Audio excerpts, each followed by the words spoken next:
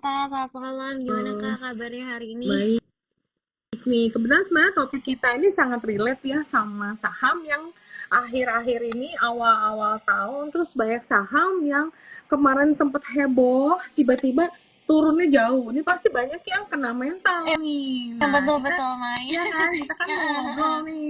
Kalau instead of stock picking mungkin masing-masing udah punya kan. Nah, gimana menjaga mental kita, psikologi kita di tahun 2024 yang pastinya tuh bakalan banyak gejolaknya deh, naik turun naik Betul, betul, turun. Iya, betul. Ya makanya wah seru deh. pas banget kan aku ajak Karita nih ngomongin nih soal psikologi kita nih gimana ya mental yang Iya harus kita bener. punya nih untuk di awal tahun ini mumpung masih fresh banget, apalagi kalau misalnya kita lihat juga nih market belakangan ini emang agak dikduk ya, dan Iya, juga produk-produk barunya banyak nih Karita. Nah kan kita nih bener-bener.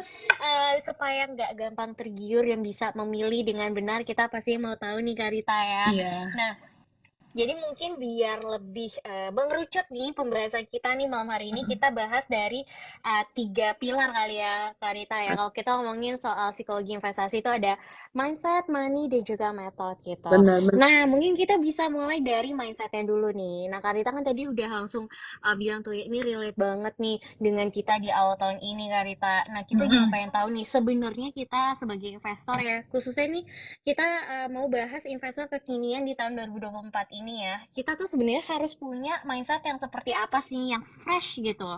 Iya, emang sih penting banget ya mindset ini sebenarnya salah satu yang sangat-sangat penting. Tapi banyak sekali investor yang baru-baru terjun, terutama mungkin belum sampai mikir sana karena mikirnya gimana cari cuan dulu. Nah ini mindset ini muncul ini terutama kalau emosi kita itu lagi diaduk-aduk nih, begitu kita masuk market, begitu kita di trading, kan harga saham itu naik turun Betul. terus jadi kan kita kayak waduh ini kayak saatnya beli nih pas, nah itulah saat itu emosi kita tuh bakalan diacak-acak gitu loh, kayak harusnya mungkin pas naik kencang itu harusnya kita mikir gimana kita harus take profit, tapi karena kita depan monitor kita terpengaruh sama yang namanya FOMO, bukannya kita Mm-mm. jualan tapi kita malah beli, kita average up, dan mungkin average up-nya bisa jumlah yang banyak karena ya namanya manusia itu pasti akan ada namanya serakah nih, udah wah ini naik nih, wah ini mah kayaknya udah pasti arah nih, biasanya Iya, gitu iya, pikirannya iya. trader tuh, aduh ini Benar-benar. arah nih aku harus beli lagi biar aku bisa cuan segini, pas arah aku buang, tapi ternyata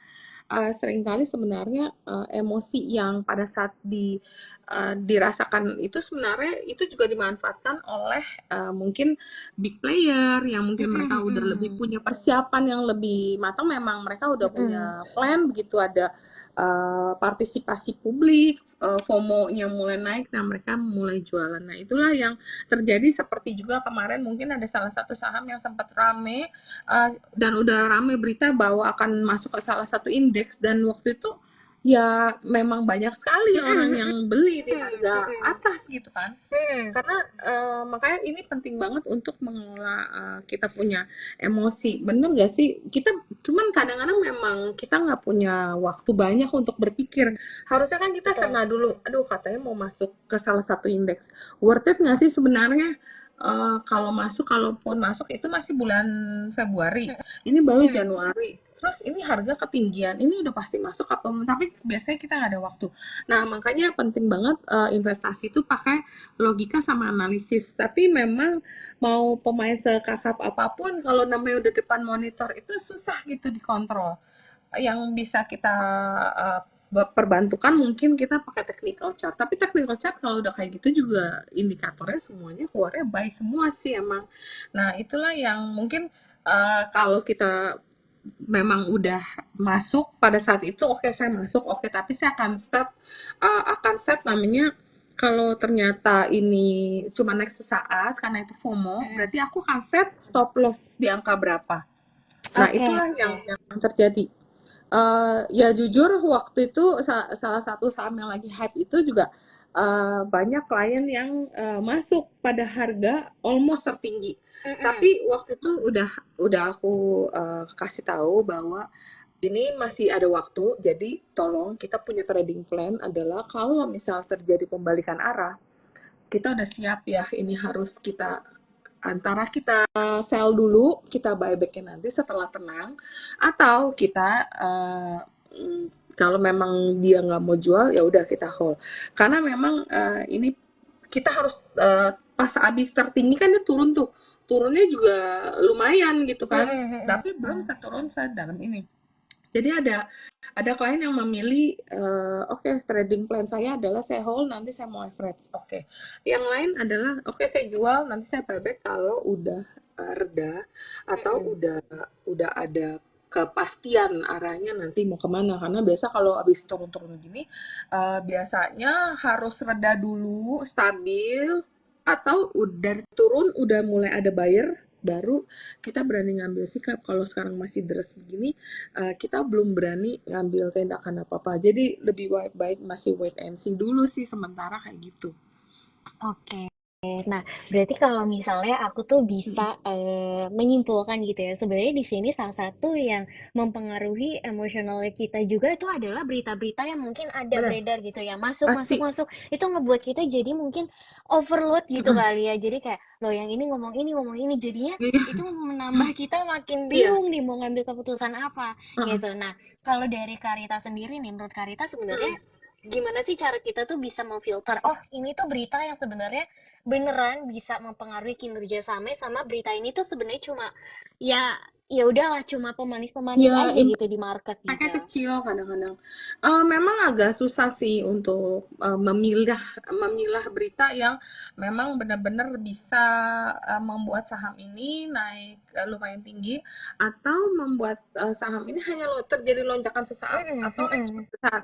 Paling mm-mm, kita cuma lihat nih contoh kayak kemarin ada keributan di Selat Merah yang kemarin mm-mm. ada serangan. Nah, Iya, sebenarnya iya. pada saat aku Mm-mm, mention bahwa nih ada serangan, ini harga kontainer udah pada naik. Belum ada ngerespon, belum ada yang. Nah, mm-mm. mungkin pada saat itu investor juga baru mendigest seberapa besar sih impactnya serangan di Selat Hormuz itu terhadap kenaikan harga kontainer yang nantinya akan mempengaruhi ke harga saham. Nah, tapi kan ternyata ketegangan itu belum berhenti dan harga kontainer itu masih terus naik, Mm-mm, akhirnya baru ada investor yang masuk. Memang agak susah sih. Kadang-kadang kita mm-mm. mesti lihat dulu ini dampaknya kecil atau cuma sesaat, kayaknya Oke. nggak ngefek deh. Nah itu memang uh, perlu mungkin perlu jam terbang juga, perlu banyak baca Mm, juga. mm-mm, Mungkin mm-mm, riset-riset dari BNI kan banyak sekali mm-mm, ya, pasti kan mm-mm. ada tiap hari keluar. Nah Iya, itu iya. pasti akan sangat membantu sih dampak-dampak. Dan bisa juga Oke. kalau misalnya teman-teman punya sales, bisa juga konsultasi ke salesnya gitu untuk Oke. menanyakan hal ini. Jadi mungkin lebih kita sendiri Iya, berinisiatif untuk mencari informasi dari sumber yang benar. memang terpercaya gitu ya. Yes. Instead of kita cuma dengar dengar Iya, dengar dengar dengar, taunya malah salah iya, ambil keputusan gitu. Oke. Nah, yang benar-benar. kedua tadi aku highlight adalah mengenai trading plan. Nah, Mm-mm. menurut Karita sebenarnya seberapa penting sih trading plan ini dalam kita tuh dalam mempengaruhi emosional Mm-mm. kita ya, terutama dalam berinvestasi. Dan menurut Karita ada nggak sih tips yang mungkin bisa dipraktekin nih sama sobi-sobi semua di sini, cara membuat trading plan yang mungkin lebih baik gitu untuk tahun 2024 ini? Ya, trading plan yang paling penting begitu kita beli, biasanya kita udah punya set target. Jadi target kita exit, entah itu target teknikal, mungkin kalau misalnya sahabat-sahabat Sobi di sini yang udah Mm-mm. punya kemampuan menganalisa secara teknikal itu akan sangat membantu. Jadi kita set, oke, saya akan coba beli saham ini atau saya akan invest di saham ini dan saya akan set target di segini. Biasa kalau aku target tuh ada 3, jadi yang Mm-mm. terdekat, yang sedang, sama yang jauh. Tapi aku juga menyiapkan stop loss. Jadi kalau ini gagal, ternyata gagal, aku siapin stop loss pertama, tapi juga ada stop loss kedua. Kenapa harus ada beberapa tahapan target dan stop loss? Karena kadang-kadang kalau saham itu turun, kita nggak keburu untuk jualnya, misal langsung jebret, langsung turun kena stop loss satu. Jadi kita punya target kedua untuk istilahnya untuk menjaga jangan sampai dana kita tergerus lagi. Jadi ada beberapa stop loss yang kita siapin. Karena memang kita kan serba nggak pasti ya. Nah, saham ini kan nggak ada yang pasti karena memang kita yakin, tapi kita tetap menjaga bahwa kalau sampai gagal, kita udah punya trading plan seperti tadi. Kita siapin stop loss point, kita juga harus punya juga kayak money management. Gimana sih belinya bertahap? Misalnya kita mau nyicil beli atau kita mau cut lossnya bertahap. Jadi itu juga termasuk juga salah satu trading plan kita gitu.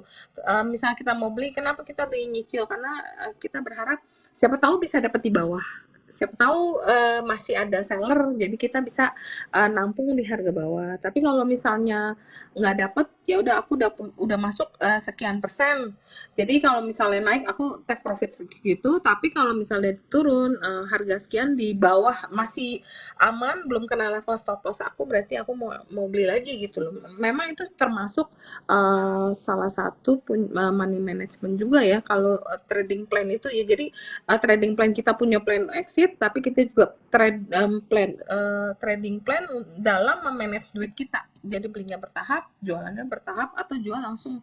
Jadi kita udah siapin sih dari awal.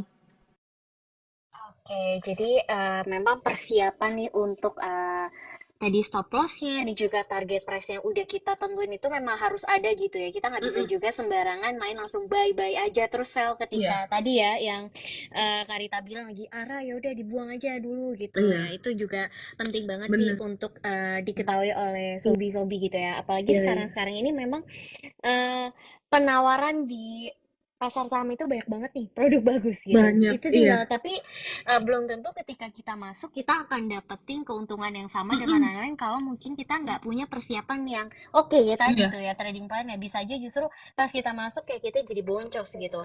Apakah iya salah sama pasar sahamnya juga enggak gitu ya. Emang sama dari ini. kitanya gitu ya. eh, Mungkin kita sesuaiin sama risk profile kita ya. Kalau Oh memang ya ya kita betul betul. tipenya agresif, Mm-mm. kayak tadi Okta bilang kan banyak produk baru. Kan Mm-mm. ada namanya warren terstruktur. Nah, Nah ya warren ya betul terstruktur betul. misalnya ada saham teknologi stok. Teknologi stok kan sebenarnya udah termasuk saham yang high risk high return kan. Betul betul. Ini ada Mm-mm. lagi derivatifnya warren Mm-mm. terstruktur. Kalau memang aku tipenya yang agresif dan memang berani ambil resiko, kita ngeliat bahwa saham teknologi ini akan naik.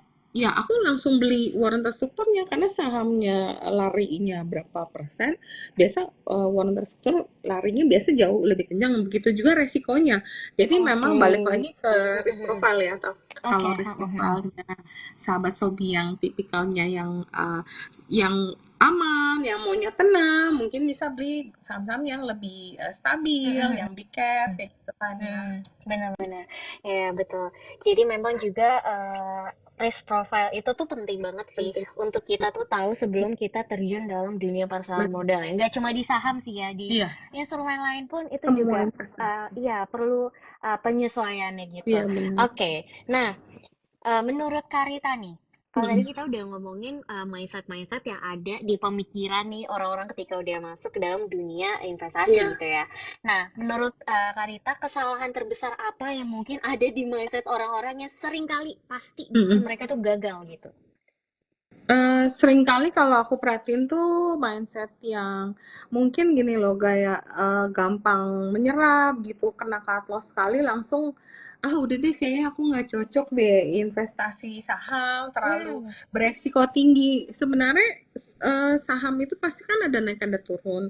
Memang ada satu momentum yang saat itu kita susah make money. Kadang-kadang market atau makronya nggak lagi mendukung kayak sekitar setahun mm-mm, 2 tahun ini. hmm, Begitu kena mental langsung udah cut, saya nggak mau main saham lagi atau saya nggak mau investasi di saham, kayak nggak cocok buat saya lebih cocok dagang misalnya. Sebenarnya itu mindset yang lebih baik tuh dihindari. Memang sih risk profile orang kan beda-beda, tapi hmm. kan kalau sekali kita rugi terus udah nyerah, terus kita juga kurang sabar kayaknya. Nah, kurang sabar ini kadang beda lagi, misalnya beli baru berapa poin udah pengen jual. Nah, Ya, akibatnya betul. begitu dia beli terus dia jual cepat, nanti cuannya kan kecil-kecil, Hmm, tapi hmm, begitu hmm, hmm. marketnya koreksi kena kena loss gede, dia nggak punya saving yang cukup gede gitu loh. Nah itu kurang sabar sama kurang konsisten. Misalnya hari ini dia invest, besok dia nggak, dia banyak kan mungkin trading di kripto atau trading tempat Hmm, instrumen lain. Nah hmm, jadi saham ini nggak dipantau, nggak diperhatiin, nggak dilihat juga, nggak di follow juga perkembangan portofolionya gimana. hmm, Nah hmm, itu hmm. juga sebenarnya mindset yang lebih baik tuh dihindarin. Sama suka negatif thinking kalau sering sekali tuh aku temuin kayak teman-teman di saham atau di grup, misalnya kita ada ide, gimana ya kalau ini kayak menarik ya, langsung udah negatif thinking, ini mah nggak mungkin naik, ini loh saham ini kan nggak ada yang tahu gitu Hmm, kan. hmm, Tapi hmm, kalau hmm. dari pergerakan teknikalnya kayak mau naik, terus kayak ada berita. Nah itu sebenarnya kita nggak boleh berasumsi negatif dulu, karena Hmm. kadang-kadang itu saham yang kita pikirnya negatif, nggak mungkin naik, nggak mungkin naik, tapi itu kadang-kadang saham yang bisa memberikan kita keuntungan. Jadi itu adalah beberapa mindset yang lebih baik tuh kalau bisa kita hindarin biar kita bisa memaksimalkan keuntungan, yaitu mudah menyerah, kurang sabar, kurang konsisten, sama negative thinking. Itu Oke. baiknya tuh ya jangan deh, kita stay positif Iya, iya. aja. Itu relate banget sih, karena mungkin salah satunya adalah saya. Iya, iya.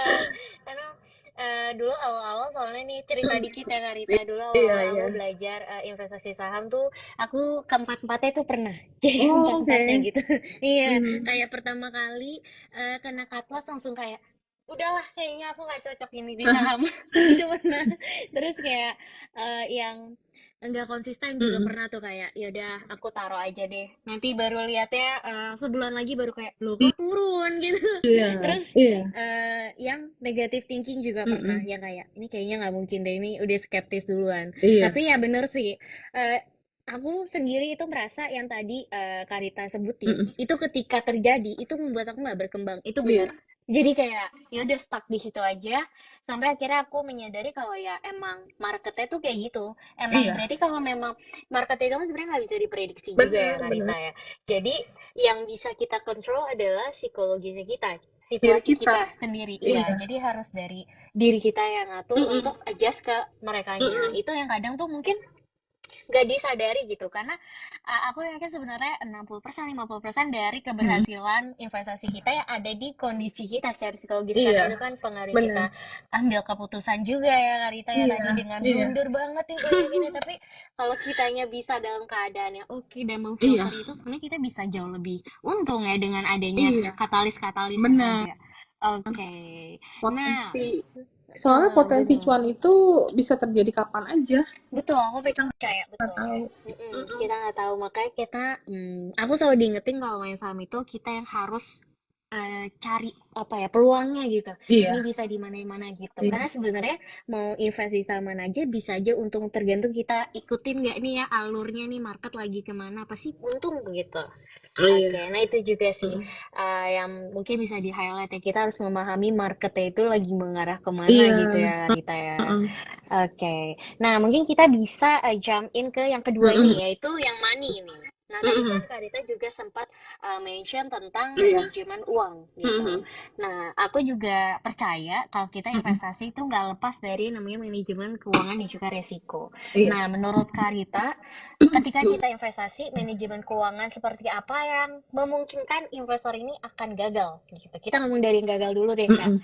Biar yang manisnya di belakangan nih. Iya, jadi Oke. money management yang sering bisa bikin investor tuh gagal, misalnya dia beli one single stock exposure. Jadi kadang dia Oke. cuma beli satu saham. Jadi kadang-kadang Mm-mm. kalau satu saham itu terkoreksi, mungkin saking yakinnya dia sama. Jadi plus minus sih. Plusnya ya kalau Mm-mm. saham itu naik dia akan Satu dia lebih gampang fokusnya karena kan cuma Mm-mm, satu, mm-mm, dan dia bisa dapat keuntungan yang juga lebih fokus. Tapi mm-mm. kelemahannya kalau marketnya lagi bergejolak dan dia cuma punya satu, istilahnya taruh satu telur dalam satu keranjang itu sebenarnya nggak selalu salah karena memang marketnya fleksibel ya. Tapi Oke. kalau Mm-mm, taruh di satu saham, kemudian saham hype yang lagi heboh, kemudian saham mm-mm. heboh itu dia terkoreksi, itu bisa bisa cepet sih kena mentalnya. Makanya lebih baik kan mungkin yang lagi rame dibeli sebagian, kemudian dikombinasikan dengan barang saham-saham yang lebih stabil, mungkin yang Oke. sektor LQ45. Jadi gini loh, ada satu yang lebih spekulatif, yang satu Mm-mm. yang lebih stabil. Mungkin Oke. kira-kira kayak gitu kali ya analoginya Mm-mm. ya. Mungkin money managementnya kayak gitu, sama tadi yang udah saya sebutkan, kayak pembelian itu mungkin bertahap. Jadi kita bisa beli pas lagi turun, kita beli-beli karena memang ini kan tujuan kita buat invest. Jadi Mm-mm. kalau turun ya kita nggak ada stop lossnya karena memang buat investasi yang jangkanya lebih panjang. Kalau Mm-mm. udah koreksi harga sekian, oke saya mau beli lagi, turun lagi harga sekian, aku beli lagi. Nah itu termasuk salah satu money management. Tapi yang tadi kamu bilang kan sebenarnya yang kurang menguntungkan ya money Mm-mm. management yang negatif ya. Mm-mm. Nah kalau dia belinya langsung sekaligus tanpa mikir kalau misalnya ada koreksi, dia jadi udah nggak ada dana lagi. Jadi yang bagus kan dia harusnya beli bertahap. Uh-uh. Tapi yang kurang bagus itu kalau dia beli sekaligus, Oke. begitu koreksi, jadi modalnya nyangkutnya di atas gitu. Oke, oke. Jadi kayak istilahnya agak maruk gitu ya, langsung diserok Langsung semua sekaligus. gitu. Iya, iya. Iya sih, itu juga salah satu kendala yang selalu terjadi ya. Iya, Kita tuh lebih sering kayak memilih untuk ya udahlah beli aja langsung gitu tanpa mempertimbangkan apa cicil beli dulu karena iya, sebenarnya aku juga percaya sebenarnya dengan kita cicil beli itu kita mungkin jadi mempelajari pergerakan sahamnya benar. kali Kita ya Karita ya. pantengin ya. Mm-mm, Mm-mm, mm-mm. benar. Kalau misalnya kita rasa nih pergerakannya cukup oke, apalagi kalau invest kan ya kebutuhannya jangka panjang ya. Iya. Nah itu mungkin kita bisa cicil beli lagi gitu. Mm, Iya sih, betul-betul. Karena itu sebenarnya salah satu teknik yang jarang sih orang tuh mau iya, praktekin karena nggak mau ribet gitu ya. Karena kan iya, harus betul. nentuin targetnya Iya, tuh bertahap gitu. terus Kalau Karita sama sendiri berarti tipikalnya kayak gitu Kak? Cicil beli eh, juga tipikalnya. kadang-kadang kadang-kadang jadi Hmm. kadang-kadang aku langsung beli, cuman kalau aku udah yakin bahwa nih saham akan bergerak naik ya udah. Mm-mm. Tapi aku nggak pernah ngabisin duit cash aku, jadi cash aku tuh selalu ada. Jadi kalau harga Oke. terkoreksi aku masih punya dana untuk average. Memang Oh, iya, iya, apalagi dalam iya. kondisi pasar yang istilahnya sangat volatile ya. Hmm, Terus kita kan hmm, terakhir hmm, dari awal tahun kan main di indeks yang 7.200, hmm. 7.000 Iya, lebih, itu itu ya kan udah tinggi agak tuh. rawan Hmm. ya. Jadi biasanya Hmm. emang aku selalu menyediakan duit cash. Jadi cash itu akan aku pakai jika diperlukan. Misal ada salah satu saham Hmm. ya aku yakin bagus, tapi Hmm. kemudian terkoreksi, aku udah ada dana cadangan nih. Dan tapi semua dana adalah dana dingin yang memang ada di tabungan untuk investasi atau di tabungan Oh ya ya, RDM gitu. ya udah ditaruh di situ gitu ya. Iya. Wanita, oke. Tadi ada tambahan apa lagi Kak? Oh ya. Oh iya tadi aku kayak kepotong. Misalnya gini, money management yang kurang bagus adalah kalau kita tidak mempunyai tujuan investasi. Jadi Oke. kita beli Hmm. tapi kita nggak punya tujuan. Biasa tuh aku tuh kalau invest itu aku punya tujuan. Misalnya aku pengen punya ya tujuan yang receh dulu ya, yang gampang. Aku Hmm. misalnya mau beli iPhone. Hmm. Nah, aku punya dana segini, aku nggak mau beli pakai dana gaji gaji aku. Jadi aku mau Hmm. beli dari hasil uang transaksi saham itu yang menguntungkan, baru aku beliin barang-barangnya in. Jadi, tapi kalau kita misalnya beli saham tapi kita nggak punya tujuan investasi itu ya sebenarnya kurang oke nggak sih? Jadi kayak Iya ya udah ya. beli beli aja, Hmm. jadi nggak punya target kan. Tapi Iya kalau iya kita dulu betul set betul. goal, aku mau beli ini dana aku sekarang masuk misalnya sekarang 10, nanti Hmm. aku harus Hmm. punya dana 5 karena aku mau bayar apa, misalnya aku Hmm. mau buat Hmm. jalan-jalan, jadi itu lebih enak tuh di set. Jadi kita punya kayak apa ya, booster juga ya, jadi aku harus Iya iya iya betul betul. semangat Hmm. untuk Hmm. menghasilkan cuan Iya gitu. iya betul betul. Jadi em, kalau aku tuh tipikalnya kayak gini Karita. Hmm. Satu saham ini udah aku setting misalnya saham yang ini nanti untungnya buat ini, Iya, saham yang ini nanti untungnya buat iya, ini. Jadi kayak ngerasanya nabung, tapi tabunganku kayak bekerja juga gitu, iya, menghasilkan yang benar. lebih-lebih lagi. Nah, dari yang lebihnya itu nanti aku pakai untuk mengembangkan lagi nih. Entah Mm, aku nanti beli saham yang lain atau ya aku punya keinginan-keinginan mm, lainnya gitu, yang ingin aku benar, benar. capai gitu. Dan itu benar jadi booster sih, karena Iya, kan kita jadi lebih apa ya, bisa. lebih punya, iya, punya mindset yang kayak pokoknya ini harus untung lebih gitu. Iya. Mm. Ya, oke. Nah, tadi ada pertanyaan bagus nih, Kak. Oh ya. Kalau misalnya sahamnya fluktuasi nilainya, apakah bisa dijadikan investasi jangka panjang nih, Kak? Fluktuasinya tergantung, itu saham termasuk biasa kalau untuk investasi jangka panjang bagusnya adalah, saham yang, mungkin kayak yang banyak disukain asing ya, kayak, saham perbankan kira-kira atau yang LQ45. Tapi kalau di luar LQ45 takutnya saham itu adalah saham momentum. Jadi Oke. momentum ini sekarang lagi rame, trending. Nah, takutnya tren ini selesai, saham itu juga selesai. Nanti akhirannya eh, bukannya invest tapi kitanya jadi kayak nyangkut gitu kan. Jadi mesti lihat lagi saham yang fluktuatif itu apa. Tapi kalau fluktuatif itu memang sifatnya fluktuatif, contoh kayak saham teknologi kan memang fluktuatif. Tapi kan untuk ke depan karena dia berhubungan erat dengan suku bunga, di mana suku bunga akan di-cut. Nah, itu akan uh, bagus belinya sekarang, mungkin beli dulu sebagian, terus nanti kalau konfirmasi cut suku bunganya nanti di beberapa bulan kemudian sudah terjadi, mungkin kita baru beli lagi. Itu buat invest boleh. Jadi memang sangat Oh, oke. fleksibel, harus lihat juga ke depannya kayak gimana. Oke, oke. Oke, aku nangkep poinnya sih, Kak. Jadi Mm-mm. sebenarnya bisa aja, tapi kita harus tahu ya, ini tuh untuk Iya, dari segi iya, bisnisnya nih ke depannya bakal gimana nih iya, gitu ya. benar. Ya, jadi memang betul banget sih, Kak. Karena kalau misal kita invest di saham, kita tuh juga harus kenal nih bisnisnya tuh gimana ke Iya, ke depannya gitu. depannya Nggak cuma gimana. sekedar, nggak cuma sekedar kita tahu oke ini saham ini, Iya, bisnisnya ini, tapi kita pelajarin juga dari segi sektornya keseluruhan nih iya, kinerjanya ke depan gimana, karena itu heeh, juga mempengaruhi ya Kak. benar. Betul betul. Jadi Kira-kira, kan semoga menjawab ya iya. pertanyaannya. Nah, kalau ada yang ngomong lagi nih, kalau misalnya nggak sesuai sama target kita gimana tuh Kak? Misalnya mungkin kalau aku nangkep pertanyaannya gini Kak, kita nih udah punya trading plan, Mm. ternyata targetnya tuh nggak sesuai nih sama yang udah kita tentuin. Nah, itu gimana tuh Kak? Ya kalau misalnya nggak sesuai, ya udah terpaksa aku harus bubarin, istilahnya gini. Aku punya target salah satu saham ini akan naik di harga sekian misalnya. Mm-mm. Oh ternyata karena ada salah satu saham trending yang turunnya dalam, saham ini akhirnya ketarik-tarik turun, ikut turunnya lumayan dalam, ya udah terpaksa aku harus cut. Karena kan memang aku udah punya set awal. Jadi settingan awal aku masuk, kalau ini untung sekian aku jual, kalau misalnya dia gagal aku buang atau mendekati, kadang-kadang aku ini juga sih, apa kayak based on feeling juga. Aku rasa ini harusnya belum kena stop loss, cuma kayaknya udah nggak bener deh. Kayaknya udah nggak bener dari pergerakan sahamnya itu kayak udah nggak enak. Ya udah, aku nggak bisa maksa untuk terus mengikuti target aku yang awal. Berarti aku harus berubah. Aku harus berani ambil sikap untuk cut, dekat. Aku berarti plan ini tidak bisa dijalankan. Aku harus ganti ke saham lain.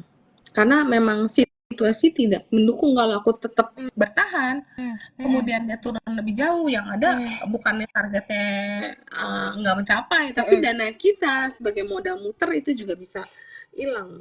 Jadi kita memang Oke. harus fleksibel juga, harus lihat kondisi. Oke.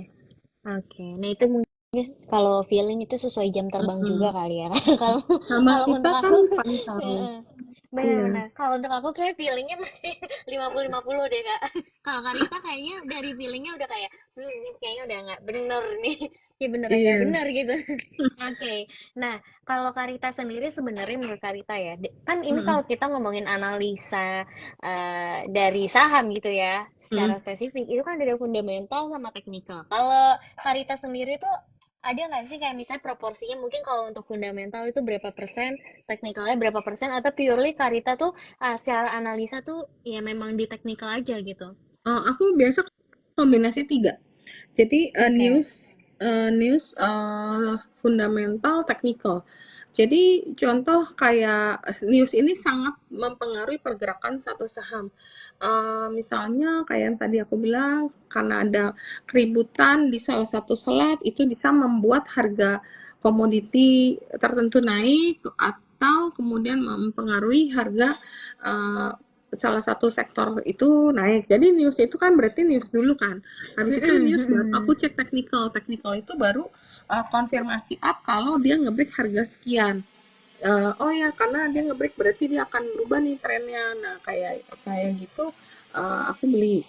Terus aku juga lihat nih secara fundamental ini company sebenarnya bagus apa jelek atau secara valuasi dia cukup menarik. Nah, ternyata walaupun udah nggak banyak yang cover karena mungkin sektornya waktu itu sempat ditinggalin, tapi ini company tetap menarik ya. Jadi aku beli sih. Jadi yang Oke. mempengaruhi itu news fundamental technical tiga itu lebih istilah nggak bisa ditinggalin sih, saling Oke, oke. berkaitan. Oke. Nah, ini jadi bisa sobi-sobi juga bisa dapat insight nih ya, Kak Rita ya. Jadi dari news, fundamental dan juga teknikal itu memang harus dikombinasiin gitu Iya ya. benar. Nggak bisa bergantung juga sama salah satu aja gitu. Mm-mm. Oke. Nah, mungkin kita bisa jump in lagi nih ya ke yang ketiga, yaitu pilar ketiga kita adalah yaitu metode dan strategi dalam investasi. Nah, Mm-mm. dari Karita sendiri sebenarnya tuh ya, kalau misalnya nih sobi-sobi tuh nanya gitu, Mm. sebenarnya metode investasi tuh ada apa aja dan gimana sih caranya kita memilih nih yang lebih sesuai dengan kita nih? Ya sebenarnya metode investasi itu ada beberapa macam, cuman yang paling banyak atau orang tuh banyak yang pakai ada juga yang namanya cost averaging, yaitu Oke. dia mencicil setiap Mm-mm.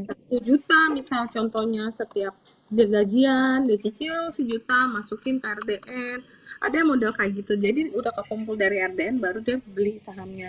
Ada juga yang indexing, jadi ya buy and hold pada periode tertentu baru di misalnya dia beli, jadi kalau ini kan tadi ada yang cost averaging jadi dia nyicil Mm-mm. beli dikumpulin, kalau ini indexing tuh dia udah punya nih dananya, jadi dia Mm-mm. beli Mm-mm. setahun terus baru dijual, jadi dia pokoknya setiap akhir tahun baru dilikuidasi untuk mencairkan keuntungannya dia. Ada juga yang modelnya rebalancing, yaitu misalnya diinvest tertentu jumlahnya, misal 1 juta pada akhir periode setiap bulan. Nah, nilai investasi itu kan dilihat nih dari kecil atau dari modal awal. Jika kelebihannya di atas 1 juta, yang dia tiap setor itu ditarikin buat jajan. Jadi dibalikin Oh, ke oke, oke. uang awalnya aja Mm-mm. gitu. Mm. Jadi Oke, memang ada oke. beberapa metode. Oke, ini metode yang mungkin paling umum ya, dari yang kalau Karita lihat gitu ya. Tadi ada yang cicil beli, terus ada yang dia invest dulu setahun, baru nih akhir bulan nih ada akhir Akhir bulan, akhir tahun ada tahun, momentumnya, iya. baru dicairin gitu. Terus Mm-mm. ada yang tadi juga ditarikin nih Iya, keuntungan-keuntungannya cuan dan tarik, cuan ya, tarik. ya cuan tariknya itu saya. Cuan tarik. Disiplin. Iya, tapi memang balik lagi sih ya, Iya, Karita ya itu ya, kita tuh investornya seperti apa benar. nyamannya gitu kan, ya balik lagi itu Benar. kan asetnya kita gitu, Iya, manfaatkanlah aset kita iya. sebijak mungkin juga. Oke, Harus nah, kitanya mm-mm, harus nyaman. Jadi mau berbagai macam metode, tapi kalau kita nggak nyaman, percuma, mm, nggak maksimal. benar-benar, Tapi kalau nyaman, benar-benar, misalnya kan tadi kan ada ikan tarik, ada juga mm-mm, orang yang modelnya compounding, dia nggak bakal mau tarik mm-mm, gulung-gulung-gulung terus, ya dia nyaman gitu nggak apa-apa. Yang penting sih mm. nyamannya aja. Betul, betul. Oke, nah ini jadi nggak ada yang salah gitu ya. Benar. Nggak harus kayak satunya begitu Nggak bisa. diikutin ya, balik Iya. lagi gitu ya ke kitanya. Oke. Nah, Karita nih kalau misalnya kita kan udah masuk tahun 2024. Tadi kan Karita juga udah banyak sharing tentang gejolak-gejolak di awal tahun ini Iya. dan juga kemungkinan ke depannya. Nah, kita nih sebagai investor sebenarnya untuk tahun 2024 ini khususnya ya, gimana sih cara kita mungkin punya strategi yang baik gitu untuk berinvestasi di sepanjang tahun 2024. Kalau sepanjang tahun 2024 ini kepanjangan, Karita nggak apa-apa kita padetin jadi Q1 aja deh, yang paling Oh iya, terdekat nih. susah. Oke, mungkin investasi tahun ini Mm-mm. emang bakalan harusnya secara teori itu bakalan lebih menarik daripada tahun 2023. Karena Mm-mm. 2024 kita kan ada Pilpres. Biasa setelah Mm-mm. Pilpres itu umumnya itu akan dana masuk dari luar, akan masuk satu Pilpres, kedua potensi cut suku bunga. Jadi kalau suku Oke. bunga di-cut, dana-dana dari US Mm-mm. akan ke emerging market termasuk ke Indonesia juga. Jadi sebenarnya ada beberapa katalis yang sangat positif untuk 2024 ini. Mm-mm. Tapi kita tetap selalu hati-hati mencermati kondisi regional karena kayak kondisi perang yang terjadi di Timur Tengah itu juga kita Mm-mm. nggak Mm-mm. berharap itu skala terus menaik. Kita pasti berharap ini akan turun, turun, turun, kemudian selesai. Nah, tapi Mm-mm. kalau namanya di market itu kan kita selalu saham ini sangat terpengaruh oleh news gitu loh. Jadi kita tetap mencermati kondisi regional, kalau regionalnya kelihatan nggak ada apa-apa, ya udah santai. Tapi kalau ternyata kondisi memanas, kemudian ada negara-negara di sana yang ikut, wah kita tetap mesti jaga resiko, berarti kita udah harus kurangin sebagian posisi kita, siapin cash, begitu dia turun kita belanja, kita ada duit untuk beli, kayak gitu. Oke, berarti intinya adalah kita selalu sediain cash-nya Hmm, gitu ya. Jangan sampai cash-nya ini kosong. Jadi supaya ketika ada momentum yang baik gitu ya. Dan juga dari segi tadi tuh news, fundamental dan juga technicalnya kita udah hmm, pelajarin, kita bisa hmm. langsung buy gitu ya. Kalau Iya, memang oke gitu. iya, Lagi kita nggak mau juga di sini sobi-sobi investasi tuh berasal dari kayak informasi burung kayak, iya, ah, ini bakal bagus beli gitu. Kita iya, nggak mau benar, juga ya. mesti saling lagi. Mm-mm, mm-mm. Karena itu kayak mencobai diri sendiri ya. Kalau kayak Iya. gitu. Apalagi Dan menurut paling aku, paling nggak enak emang gimana? kalau kita dapat informasi dari orang. Jadi gini, Hmm, aku dengar dari kamu, terus aku beli. Habis itu kan nanti aku bingung dong, nanti gimana ya sahamnya turun. Terus aku iya, nanya kamu lagi kan. Jadi iya, kayak nggak punya confidence karena kita ikut betul orang. betul. Jadi Mm-mm, yang paling nggak enak tuh kalau kita ngikut orang karena awal ngikut orang tanpa kita saring, kita ngikut banget nih sama informasi dan kita percaya banget nih orang akan mm-mm, ngebantu kita nantinya bawa mm-mm, kita keluar, mm-mm. ternyata tapi dia juga nggak tahu orang namanya juga turun. Benar-benar. Nah, balik lagi ya, Iya, informasi kita dapat dari siapa gitu ya Kak Rita ya. iya, Karena kalau mm, nggak, kalau cuma ngasih tahu tanpa ada dia bisa ngejelasin alasannya juga, iya, kita juga nggak bisa iya gitu ya. benar. Nanti kalau turun dia nggak mau tanggung jawab gitu, ya rugi Iya, gitu kan. pas turun dia juga bingung, promo Iya, juga, iya, aduh iya, gimana ya, ternyata saham benar-benar. itu turun terus Iya, gitu. Nah itu yang iya, kadang-kadang, aku juga betul, sering sih ngalamin, tapi ya kadang-kadang ya di market itu emang susah dihindarin. betul, betul. Ya, kita tuh begitu terjun ke market kayak udah siap lahir batin gitu ya Iya, kalau oke kalau bener. kalau ada yang seperti ini emang ya udah gitu. Iya, Oke. Dan aku juga setuju banget ya sama yang Kak Rita bilang tadi gitu. Dimana ya kalau misalnya kita tuh rugi, ya itu sebenarnya adalah sebagian dari apa ya pengalaman kita di market mm-mm. sih, karena itu sebenarnya salah Uang satu hal sekolah. yang orang tuh iya uang sekolah betul betul aku setuju Mm-mm. banget. Karena orang kadang kan terjun ke market tuh takut banget yang namanya rugi, tapi ya Iya, sebenarnya rugi tuh udah kebagian dari ya perjalanan kita investasi nggak sih iya benar. gitu. Bahkan tadi Karita aja yang punya trading plan mungkin sudah serapi itu masih bisa aja mungkin sesekali Pasti, rugi gitu, dan pasti. itu ya nggak masalah, namanya market kita nggak bisa tebak Iya, juga. Dan nggak ada yang nyangka. betul. Dan menurut aku tadi juga strategi yang udah dikasih insight gitu ya dari Kak Rita juga benar ya. Karena menurut aku katalis yang ada di 2024 ini tuh banyak Banyak yang cukup banget. sensitif gitu. Mm-mm. Dan kalau kita nggak pintar-pintar ngefilter dan mempelajari itu sendiri ini, baik dari segi news, fundamental, dan juga teknikalnya, kita bisa namanya salah ambil Iya, momentum. Itu sih yang bisa. paling takut terjadi gitu ya di Iya, investasi kita tahun 2024 ini. Makanya bener banget kata Karita tadi, harus dipelajari dulu, jangan cuma ambil informasi oh ada katalis ini, oh ya langsung beli tanpa dipelajarin gitu. Karena bisa aja ya itu cuma pemanis aja gitu ya. Kadang banyak yang mm-mm. kayak gitu ya, Iya cuma benar. pemanis aja gitu. Oke, nah Benar banget. mungkin nih sebagai penutup mungkin ya. Mm-mm. Karita nih udah gak kerasa kita udah hampir 45 menit ngobrol Oh bareng iya, gitu. iya Oke, benar-benar. Karita mungkin boleh dong nih, mumpung Karita lagi ada waktu juga untuk ngobrol bareng aku dan Sobi-Sobi, boleh dong kasih sedikit closing statement yang mungkin bisa jadi salah satu insight dan juga inspirasi buat Sobi-Sobi ini berinvestasi di tahun 2024 nih. Oke, untuk teman-teman semua, sobi-sobi di sini, kita tuh terus stay positif dan yakin banget kalau apa yang akan kita invest itu, pokoknya kita stay positif dulu deh, karena positif itu biasanya hasilnya akan positif juga gitu loh.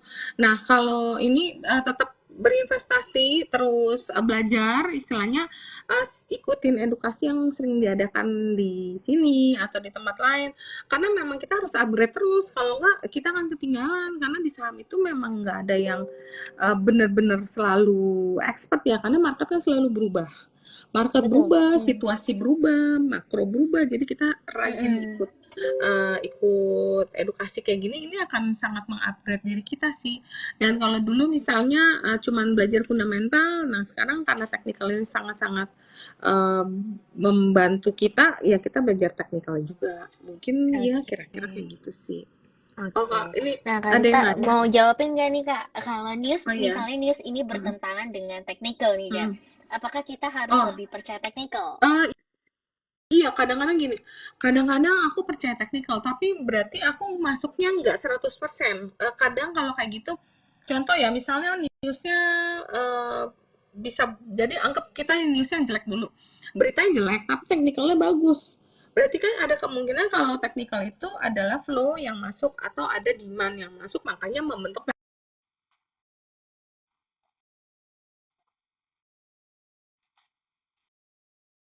Nanti gimana kalau ternyata itu naik, ya aku trading, kalau misalnya itu turun ya udah aku cut. Kadang-kadang kita mesti fleksibel sih, atau misalnya ada kayak tadi, aku kasih contoh, newsnya bagus tapi sampai nggak mau bergerak, ya udah kita masuk dulu dikit, atau istilah kasar kita nitip sendal.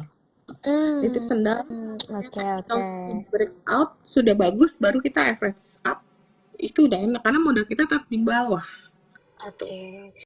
Iya ya, aku pernah dengar sih istilahnya itu ya, titip sendal dulu Mm-mm. gitu ya. Kalau dulu Mm-mm. zaman-zaman awal-awal investasi saham tahun 2020, 2021 tuh lagi zamannya bahasa itu, titip sendal dulu deh Iya, gitu. iya Nanti benar. kalau misalnya udah bagus baru kita average Iya, lagi nih lebih tinggi lagi gitu. benar. Oke. Emang kadang-kadang Oke. bisa Mm-mm. bisa berubah, maksudnya belum nggak inline gitu, atau Mm-mm. telat kemarin. Benar-benar. Oke, nah Kak Rita, thank you banget ya buat waktunya nih malam ini. Aku happy banget sih bisa dapat banyak ilmu baru dari Kak Rita nih dan juga lebih apa ya, lebih punya optimis baru sih Kak Rita karena Karita udah sharing banyak banget dari pengalaman Karita juga. Semoga sobi-sobi di sini yang nonton juga bisa lebih siap untuk menghadapi market di 2024 ini. Dan buat Iya, sobi-sobi nih yang mau juga mungkin belajar tentang investasi, terutama di saham ya, bisa follow juga nih Instagramnya Karita ya, di Rita underscore FND ya kalau nggak iya. salah ya Kak ya. Iya. Oke, nah karena Karita juga sering banget tuh sharing konten-konten soal investasi gitu ya, investasi saham gitu. Hmm. Dan mungkin sebagai penutup aku izin bentar ya Karita, aku mau promosi benar nih ke Silakan. sobi-sobi juga. Iya, silakan. Jadi nih buat sobi-sobi yang lagi nonton, di awal tahun ini Beyond itu aplikasi investasi dari BNI Sekuritas itu punya promo nih Karita. Jadi promonya itu dimana kalau misalnya teman-teman registrasi pakai promo vitamin itu tulisannya FEETAMIN. Kalau misalnya Sobi bisa lihat juga nih di Instagram kita banyak informasinya, itu bisa dapetin cashback 100% fee broker.